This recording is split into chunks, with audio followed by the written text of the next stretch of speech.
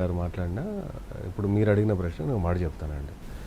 ఇప్పుడు ఏదో పెద్దగా పార్టీలో జరగబోతోంది, కరెక్ట్, ఏదో జరగబోతుంది అంటే కొన్ని సిమ్టమ్స్ మనకు అర్థమవుతూ ఉంటాయి అన్నమాట. అంటే ప్రకృతి కొన్ని ఏదో కొద్దిగా మనకు సమాచారం ఇస్తుంది, గ్రహణం వస్తుందంటే పక్షులు అట్లాగా ఈ వైఎస్ఆర్ పార్టీలో ఏదో పెద్దగా జరగబోతోంది. ఆ పెద్దది ఏంటి అన్నది ఇప్పుడు పెద్ద క్వశ్చన్ మార్క్. అది లిక్కర్ కేసా, లేదు వివేకానంద రెడ్డి మర్డర్ కేసా, లేదు 13 సిబిఐ 11 ఈడీ కేసుల్లో ట్రయల్ స్టార్టా, లేదు కొత్తగా ఇంకేదైనా జరగబోతోందా అన్నది మనకు తెలీదు. అంటే ఏదైనా జరగచ్చు, ఇవి నేను చెప్పిన వాటిలో ఏదైనా జరగచ్చు.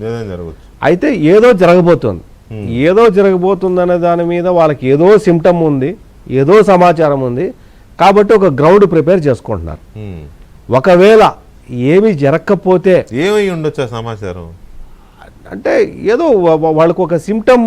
ఇప్పుడు అతను ఒక ముఖ్యమంత్రిగా పనిచేసినటువంటి వ్యక్తి ఒక రాష్ట్రానికి, అతను కూడా ఆయనకుండే సోర్సెస్ ఆయనకు ఉంటుంది, ఆయనకు వైడ్ సోర్సెస్ ఆల్ ఇండియా లెవెల్లోనే ఉంటుంది. ఒక ముఖ్యమంత్రిగా పనిచేసే ఢిల్లీ స్థాయిలో రిలేషన్ ఉంటుంది. ఎక్కడో ఏదో లీడ్ ఉంది, ఆ లీడ్ను పట్టుకొని వీళ్ళకి ఒక బ్యాడ్ సిమ్టమ్ అనేది ఖచ్చితంగా వీళ్ళకి ఏదో ఉంది కాబట్టి ఈ గ్రౌండ్ కేసులు అదే కనుక అనుకుంటే జగన్మోహన్ రెడ్డి గారి మీద ఉన్న కేసులు ఆయన జైలుకే కనుక వెళ్తే పార్టీని కాపాడుకోవాలి కాబట్టి భారతిరెడ్డి గారు యాక్టివ్ అవుతున్నారని మనం అనుకుంటున్నాం. కానీ ఆల్మోస్ట్ అన్ని కేసులు స్కాముల్లో ఆమె పేరు కూడా ఉంది కదా చాలా వరకు. అది మొదటి 11, 13 ఈడీ అండ్ సిబిఐ కేసులు ఆవిడ పేరు లేదు, బాగా అర్థం చేసుకోండి. తర్వాత జరిగిన పరిణామాల్లో ఆవిడ పేరు ఉంది. ఇక్కడ ఏ సిమ్టంలో ఎక్కడ ఎప్పుడు ఎవరి పేరు ఉన్నదన్నది మాత్రం చెప్పలేం. కానీ బట్ లిక్కర్ స్కామ్ లో ఈ అరెస్ట్ అయిన వాళ్ళు, విచారణ ఎదుర్కొంటున్న వాళ్ళు ఎవరైనా మాతో ఆవిడ మాట్లాడేది ఒక మాట అంటే నేను మీకు చాలా సార్లు చెప్పాను, నాయకురాలు చెప్పారు. ఒక వ్యక్తి ఎయిర్పోర్ట్ లో కలిశాడు, మొత్తం చిట్టా అంత ఇప్పాడు, ఇవన్నీ కూడా వచ్చింది. అంటే నేనేమంటా అంటే ఆ వ్యక్తి మళ్ళీ చాలా సార్లు మాట్లాడారు, అది వేరే విషయం. నాతోటి మేమిద్దరం ఒక టచ్ లోనే ఉన్నాం. ఆయన చాలా విషయాలు చెప్పాడు, అన్ని రివైల్ చేయలేము కాబట్టి చేయలేము మనం. మీకు సిట్ నోటీస్ ఇవ్వలేదా? ఇస్తే పోతా పోయి చెప్తా, నాకేమన్నా చెప్తే పోయి నా నోటీస్ ఇస్తే పోయి చెప్తా, నాకేముంది. I'm in touch with him, yes openly I'm telling.